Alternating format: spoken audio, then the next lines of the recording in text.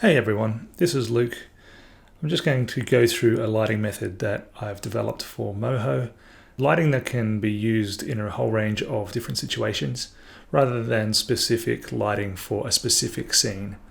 This lighting technique simulates directional lighting, it simulates subsurface scattering in the ears and nose, it gives you some ambient lighting control, and it gives you the ability to create lighting for a whole range of different situations. It's a little bit more advanced probably, not a beginner's level tutorial, but I'll take you through step by step and hopefully it'll make sense.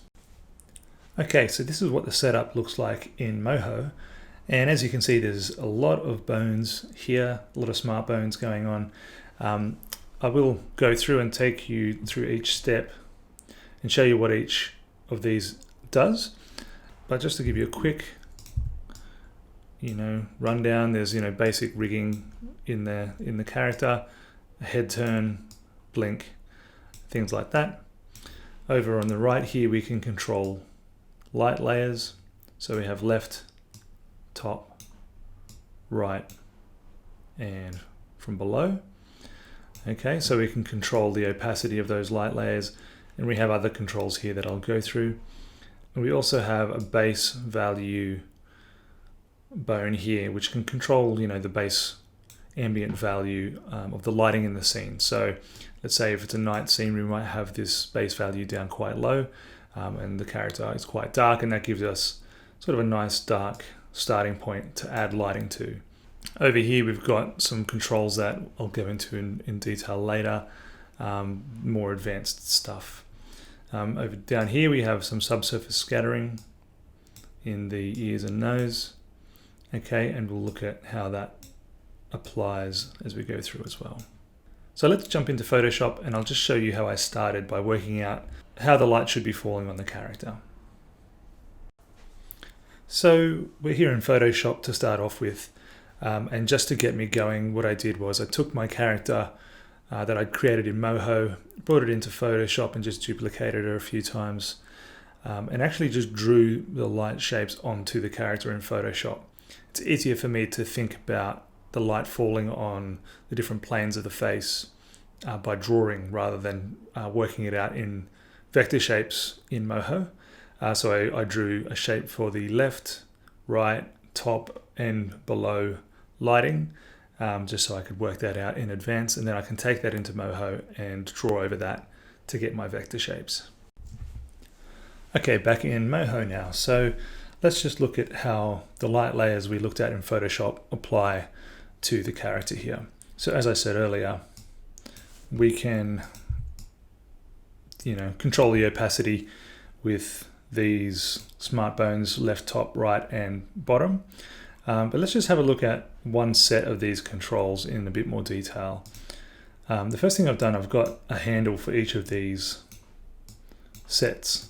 So all of these bones here are for the left light, and I can control the opacity of the light, the blur, the softness of the edge of the light. I've got a rim light around the edge, which you can see there, and the softness or the blur on the edge of that as well.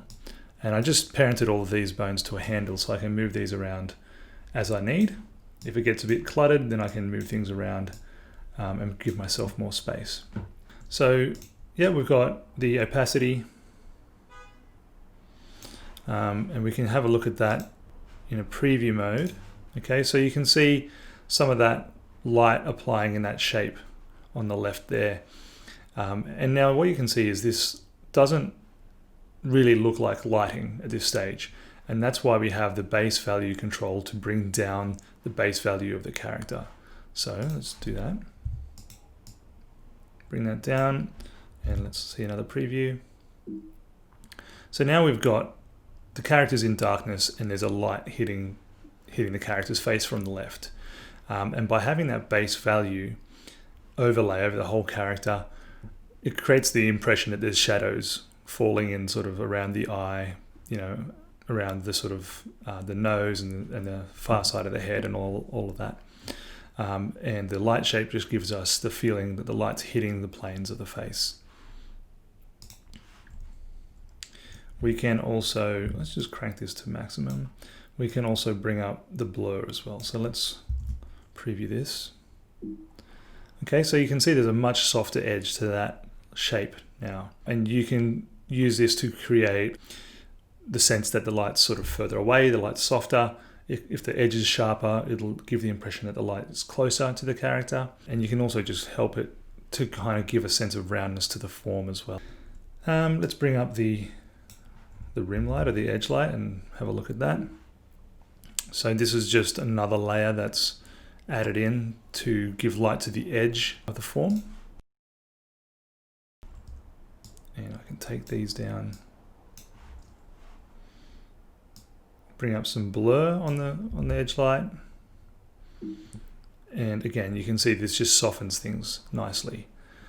But just by putting in a control for the blur, it gives you the option of how sharp you want these to be, how soft, etc. And you can combine the softness of the edge with the softness of the opacity, all kinds of things. So once again, all of these channels do all the same things. So you've got top blur, top rim, and top rim blur, and you can do the same for the right and the bottom. So while it looks like a lot of bones, and it is a lot of bones, you can group them to control all the same parameters, just whether it's left, top, right, or bottom. Okay, so that's how these control bones work for the lighting layers. Let's have a look at how they're set up in the layer palette. So basically what I've got is a bone layer for all of the bones, and nested within that we have a group that I've called character mask, and then we've got all of the light layers, so all of the vector layers for the light shapes, which you can see there. Okay, so you can see the vector shapes. And then I've got the character layers, so all of the bits of artwork that make up the character. All of those bits of artwork, the character artwork, is in this character folder. And that folder is the bottom layer in this character mask group. Okay, so if I close that, all those groups and layers disappear. So all of the light layers are masked to the character artwork, and that includes the what we call the base value layer, so that's masked to the character. If I turn off these background layers, there's no,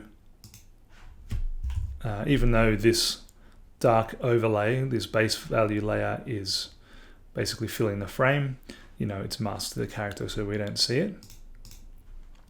And if you open up this, what I've called gradient lights folder, we can look at these light layers within, again, you've got your top, right, left, and below, your subsurface scattering, and your rim lights in different groups.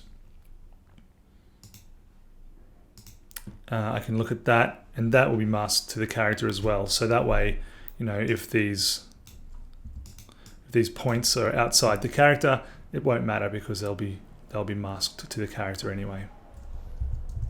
So let's just have a look at how these layers work. Okay, I've got this light right layer, that's the shape of the light, shape where the light's hitting, where the light can hit. And you can see that a couple of things. First of all, it's transparent at the moment. All we can see is the vector points. And the reason for that is, first of all, if we go into the masking settings, what we've got is add to mask but keep invisible.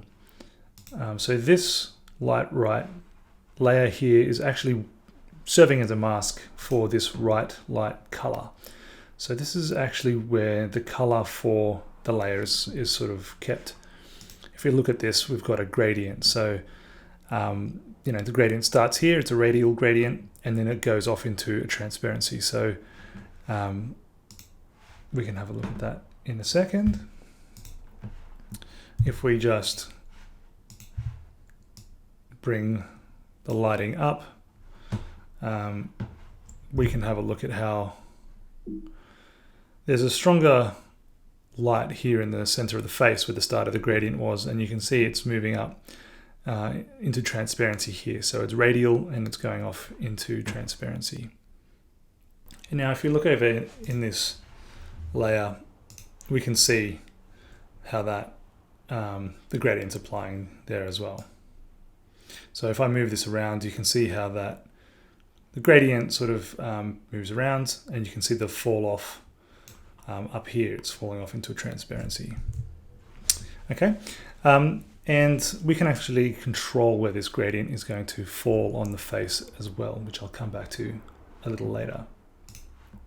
Something else to note here is that if we look at the light right layer and just look at how we haven't looked at this so far. If we actually use the head turn, these light layers are connected in with the head turn animation. So you might be able to see, you should be able to see how some of these parts of the shape are overlapping with each other to sort of imply that the light, you know, is traveling along that cheek, and then it sort of meets up with the rest of the light and fills in that space. You know, the light moves around with the hair and so on. Okay, now let's just look quickly at how these smart bones are set up. So essentially these are just opacity, changing the opacity of the layer. So if we look at the smart bone action for this, what we can see is this is just going from 0 to 100% opacity, and it's working on this color layer. So if we just click through here, we can see how this changes. Okay, and it just literally goes up to 100%. So 100% at the end and 0 at the start. Okay, and if we look at the blur as well, we can see how that works.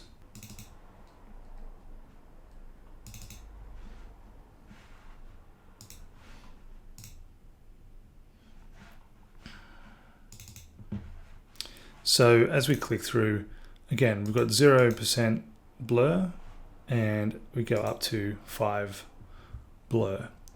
Okay, so 5 seemed to be a pretty good number. Beyond that, it just gets too soft and way too blurry. So that's all they are, just those smart bones. You have a 0 to 100 opacity on the color layer, and a 0 to 5 blur on the actual mask layer for that color. Zooming back out to the overview, you know, again, all of these bone sets work the same way. So the light layers are just the opacity, same with the rim light, it's just an opacity smart bone 0 to 100, and the blurs are just 0 to 5, so the rim is the same as the master sort of blur, and each of these groups act all in exactly the same ways. The next thing that we can have a look at is the ambient fill. So let's have a look at that. Ambient fill is going to add in another layer to our lighting that's just going to help just a little bit of extra detail and a bit of life into our lighting. So far we've been looking at this, and I've had this dark overlay, or this base value layer on, but I haven't had this other layer, which is the ambient fill. And the reason is, when you switch it on, it looks like this, or like this, which obviously makes it hard to see what's going on. But the ambient fill is really useful. Let's just have a look at how this looks. It's probably the easiest way. So if I just switch on some light here, and I'll just give it a little bit of blur. And first of all, I'm just going to have it as we've been doing without the ambient fill. And I'm just going to render out a preview. Okay, so we've got a nice feel of the light hitting on the right side of the face, and there's some shadow. There's a little bit of softness going on with the blur, and that looks nice, I suppose. But if we just bring in the ambient fill and try this again. Okay, so now there's another color in play here. And we've kind of got this sense of a sort of a pinkish purplish light that's also filling into the shadows.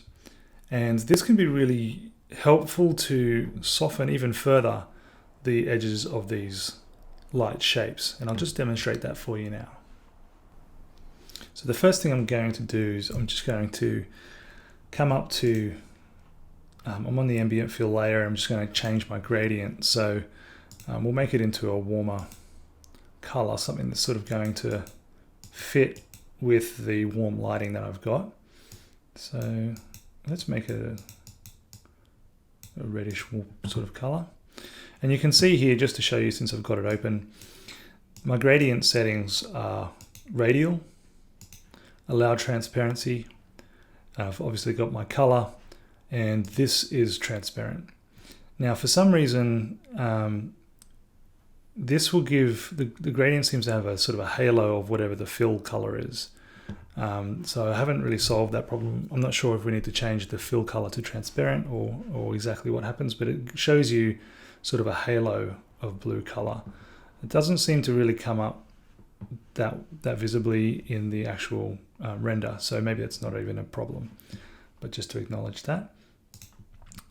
Okay, and let's have a look at what this looks like now. Okay, so there's a little bit of extra warmth here in the face, middle of the face here. So you can sort of start to see how that starts to get a feeling of warm bounce light. Let's play with this a little bit more. So bring this up, we'll blur this a little bit more. And now I'm going to go over into my ambient fill settings. So the main one, first of all, I'm going to bring up the opacity of the ambient fill, and let's just bring up the size of the gradient. Let's have another look. Okay, so it's quite subtle, but there's a sense of the warmth coming through there. And we can also move this around. So I've created a joystick here. I've got a few joysticks here to control different gradients. You can have a look at how to do these. Troy Paku, you can have a look at his videos. I think there's a few other people that have shown how to create these. But what this does is I can move the gradient of my ambient fill around on the character's face. So now you can see there's more of a sort of a peachy, pinky kind of color here. In the top left of the head, I can bring it down, and you can see quite a different result there. So I can bring this fill in and I can use it in different places. So let's just have a look at that, just out of curiosity. Okay, so there's some warmth going on there as well. Now, what I've also got going on here, let's see, ambient fill, and I've got this on a multiplier. So let's just put it onto normal, and let's just render it again. So you can see that much more clearly now with a different blending mode. And you can play around with these blending modes to see what works best for you. We might try, overlay or something like that. See what that looks like. So you've got different effects that you can get. I actually like this a lot more than the multiply. So you can see that more visibly now, and you're getting a sense that there's warmth in the skin, almost subsurface scattering again. There's light hitting the face, and maybe there's some bounce light filling in the eye socket and things like that. So I think that adds a nice sense of life to the lighting. Let's just do this again and have another look.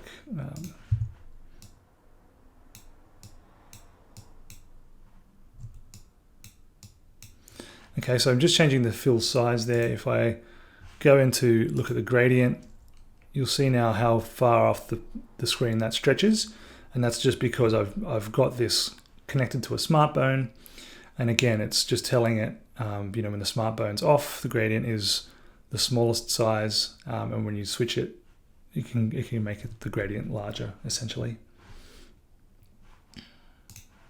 So since we're on the topic of gradients and joysticks and moving these lights around, let's have a look at these other two joysticks down here. that I've got. And this is for the left side of the face, a gradient for the left side of the face, and the gradient for the right side. So let's just turn off Ambient Fill again for the time being. And we can just have a look at how this works. So I've got the right light turned on. So this is my right side gradient. And you should see now, just as I move this around, again, the center of that gradient is just moving around on the character. And what you'll see is when it's back in the center, you know, there's the focus of the light is in the middle of the face, and it sort of falls off at different areas away from the middle of the face. But if you wanted a bit of light that's sort of just at the top of the head, you know, but on the right, now we've got light falling on the top right of the head, and it falls off into shadow down here at the bottom.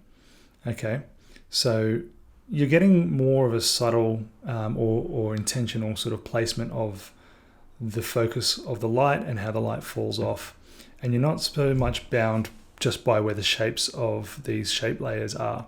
So in a previous iteration on this, you know, I just had the light layers themselves, and you could just sort of fade on and fade out. But it meant that you always got the full shape.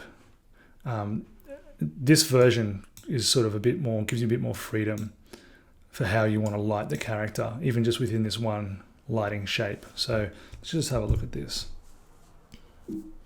You know, there's a very different sense of the light falling on the character's face. We're not getting any light up here on the top of the head. You know, we're getting a bit of a concentration of light here on this far cheek, a little bit here on the lower part of the face. So it's a little bit more subtle again. If we can keep combining this with other parts of our lighting setup, we can come up with some interesting effects. Let's go back with some Ambient Fill, and we can combine these two. Bring this down, and maybe there's a bit of fill coming in on the opposite side. So I've got Ambient Fill down bottom left, and I've got the light layer top right. So let's have a look at that.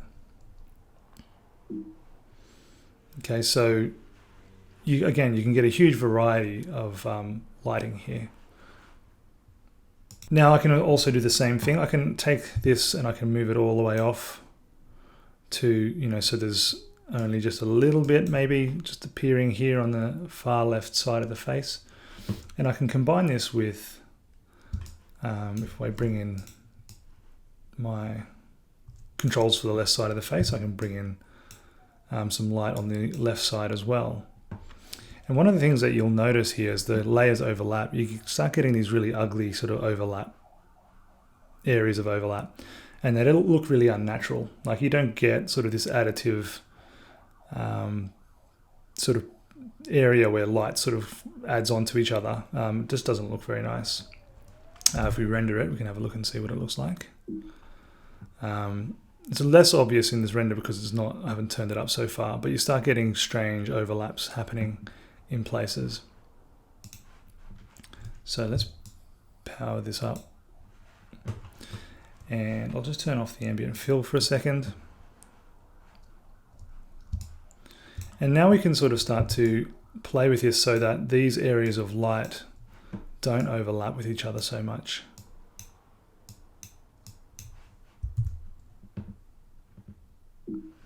Okay, and we're starting to get, there's the left hand side light with the gradient moved over towards the left. We've got the right hand light with the gradient moved over towards the right.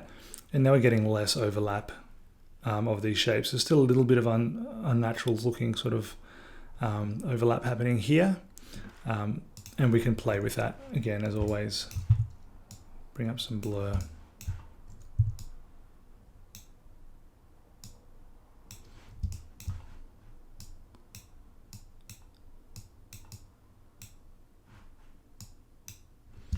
We can also change the gradients. So change the size of the gradients. So we can make this smaller.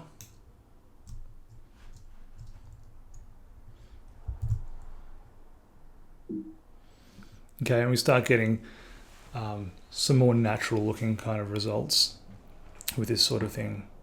Once again, we can bring back in some ambient light. You know, now we're getting that warmth again.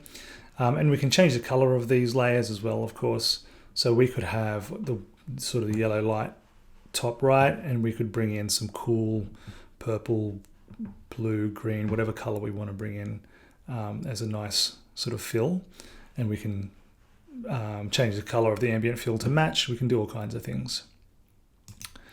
Another thing that we can do is, now that we've got some light in here, start bringing in some subsurface scattering in the ears and things as well, and that'll help just a little bit more life to the lighting.